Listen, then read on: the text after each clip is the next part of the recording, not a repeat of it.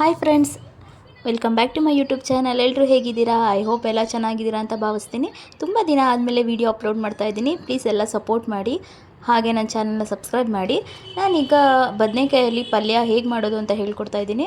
ಇದು ಅನ್ನದ ಜೊತೆಗೆ ಸೈಡ್ ಡಿಶ್ ಆಗೂ ಚೆನ್ನಾಗಿರುತ್ತೆ ಮತ್ತು ಚಪಾತಿ ಜೊತೆಗಂತೂ ಒಳ್ಳೆ ಕಾಂಬಿನೇಷನ್ನು. ನೋಡಿ, ಈ ರೀತಿ ಮೈಸೂರು ಬದನೆಕಾಯಿನ ತೊಗೊಂಡಿದ್ದೀನಿ, ಒಂದು ಅರ್ಧ ಕೆ.ಜಿ ಆಗುವಷ್ಟು. ಅದನ್ನು ವಾಂಗಿಭಾತಿಗೆ ನೀವು ಹೇಗೆ ಕಟ್ ಮಾಡ್ಕೊತೀರೋ ಹಾಗೆ ಕಟ್ ಮಾಡ್ಕೊಳ್ಳಿ ಉದ್ದುದ್ದ. ಇನ್ನು ಸಣ್ಣಗೆ ಕಟ್ ಮಾಡಿಕೊಂಡ್ರೂ ಒಳ್ಳೆಯದು, ಯಾಕಂದರೆ ಬೇಗ ಬೇಯುತ್ತೆ. ಸೊ ಬನ್ನಿ ಈಗ ನೋಡೋಣ ಹೇಗೆ ಮಾಡೋದು ಅಂತ. ಈಗ ನಾನೊಂದು ಬಾಣಲಿ ಇಟ್ಕೊಂಡು ಅದಕ್ಕೆ ಸ್ವಲ್ಪ ಒಂದು 2 ಟೇಬಲ್ ಸ್ಪೂನ್ ಆಗುವಷ್ಟು ಎಣ್ಣೆ ಹಾಕೋತಾ ಇದ್ದೀನಿ. ನಂತರ ಎಣ್ಣೆ ಕಾದ್ಮೇಲೆ ಸಾಸಿವೆ ಹಾಕೋತಾ ಇದ್ದೀನಿ. ಸಾಸಿವೆ ಆದಮೇಲೆ ಕಡಲೆಬೇಳೆ ಹಾಕೋತಾ ಇದ್ದೀನಿ.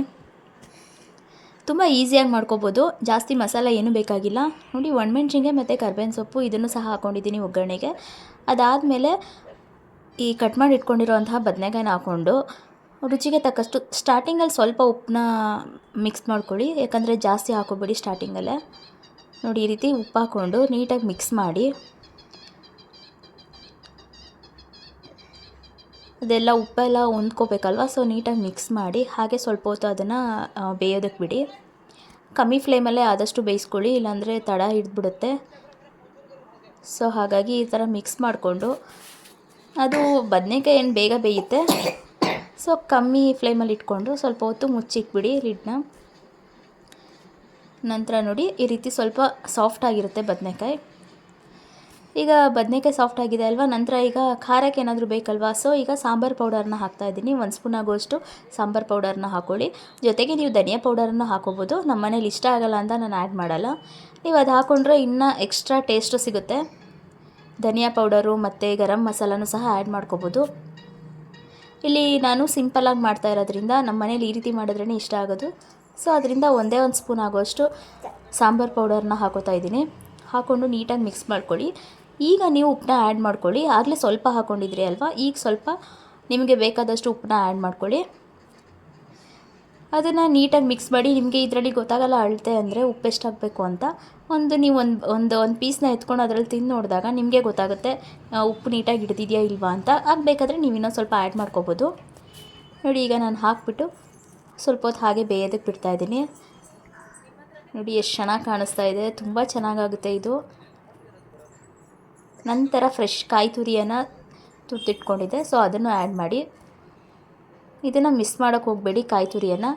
ಕಾಯಿ ತುರಿಯಿಂದನೇ ಒಳ್ಳೆ ಟೇಸ್ಟ್ ಬರೋದು ಇದಕ್ಕೆ. ಸೊ ಕಾಯಿ ತುರಿ ಹಾಕಿ ನೀಟಾಗಿ ಮಿಕ್ಸ್ ಮಾಡಿಕೊಂಡು ಇದನ್ನು ಸಹ ಹಾಗೆ ಒಂದು 5 ಮಿನಿಟ್ಸ್ ಹಾಗೇ ಒಲೆ ಮೇಲೆ ಇಟ್ಕೊಂಡು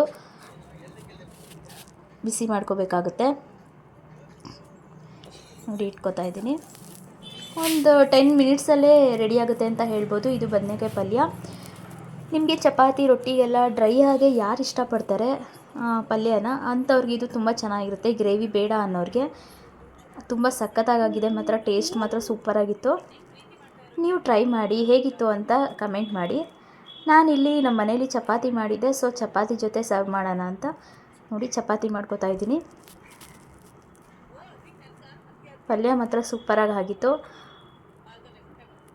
ಸಿಂಪಲಾಗಿ ಎಣ್ಗಾಯಿ ರೀತಿಯೇ ಇರುತ್ತೆ ಅಂತ ಹೇಳ್ಬೋದು. ಅದು ಗ್ರೇವಿ ಇರುತ್ತೆ, ಇದು ಡ್ರೈ ಇರುತ್ತೆ ಅಷ್ಟೇ. ತುಂಬ ಚೆನ್ನಾಗಿರುತ್ತೆ ಟೇಸ್ಟು.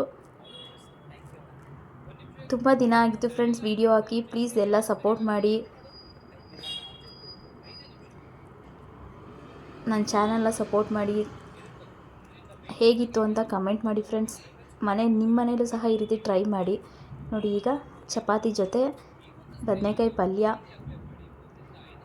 ಅಥವಾ ಬದನೆಕಾಯಿ ಗೊಜ್ಜು ಅಂತನಾದರೂ ಹೇಳ್ಬೋದು. ಬದನೆಕಾಯಿ ಪಲ್ಯ ಅಂದ್ರೇ ಓಕೆ, ಯಾಕಂದರೆ ಅದು ಡ್ರೈ ಇರೋದ್ರಿಂದ ತುಂಬ ಚೆನ್ನಾಗಿರುತ್ತೆ. ಹೇಗಿತ್ತು ಅಂತ ಕಮೆಂಟ್ ಮಾಡಿ, ಹಾಗೆ ಶೇರ್ ಮಾಡಿ.